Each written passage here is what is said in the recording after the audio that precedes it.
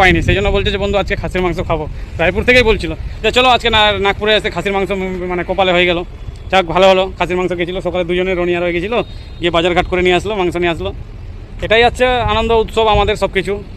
Family ছেড়ে 1500 kilometre, 2000 kilometre, 2200 kilometre দূরে থাকে, যে একটু আনন্দ উৎসব করবো, এটাই, তাছাড়া কোনো কিছু নাই। এতে যদি কেউ মাইন্ডে নেয় বা কেউ খারাপ চোখে উদ্দেশ্যে দেখে, তাতে কারো ছেড়া যাবে না। আমাদের জীবন, আমাদের লাইফস্টাইল, আমাদের এইরকমই, আমাদের গাড়িতে থাকতে হয় সবসময়, গাড়ির কেবিনে মিডলে, ওখানে খাওয়া দাওয়া, ঘুমানো। ওর ভিতরে যদি হাসি খুশি মজা আনন্দ যদি না করি, তাহলে কী নিয়ে বাঁচবো? ওই গাড়ি চালাতে চালাতে জীবনটা চলে যাবে। একটু আনন্দ উৎসব করার জন্য এই ব্লগ বানাই বা আপনাদেরকে দেখাই যে আমরা কী করছি, আমরা কোথায় যাচ্ছি, কী না করছি, সব কিছু আপনাদেরকে দেখাই, তাছাড়া কিছু নাই। আপনারা যদি ভালো লেগে থাকে অবশ্যই লাইক শেয়ার কমেন্ট অবশ্যই করবেন, আর এরকমই পাশে থাকবেন। আপনাদের ভালোবাসায় অপেক্ষা থাকলাম। হচ্ছে প্রোটিন, এই যে দিন রাত 24 ঘন্টা যে গাড়ি চালাচ্ছি, শরীরে যে প্রোটিনটা দিতে হবে, এই প্রোটিনটাই দেওয়ার জন্য বিশেষ করে মাছ মাংস আমরা বেশি খাই। আর আমাদের এমনিতেও সময় না পেলে মাছ পেয়ে যায় বা মাংস পেয়ে যায় হঠাৎ করে রাস্তাঘাটে।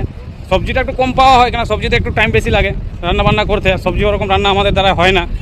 বাড়িতে হলে ঠিক আছে, কিন্তু রাস্তাঘাটে তো তাড়াতাড়ি মাংস ভাত করে নিই, ওটাই 4টা সেবা হয়ে যায় বা 4টা খাওয়া দাওয়া হয়ে যায়, ওটাই নিয়ে তাড়াতাড়ি বেরিয়ে পড়ি।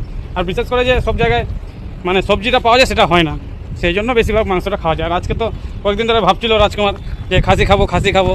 আর পূজা তো কেটে গেল, পূজা তো আমাদের বন্ধুর বাড়িতে হয়নি, কালী পূজাও পাইনি। আর আমাদের হচ্ছে এটাই লাইফস্টাইল, আমাদের এটাই হচ্ছে জীবন।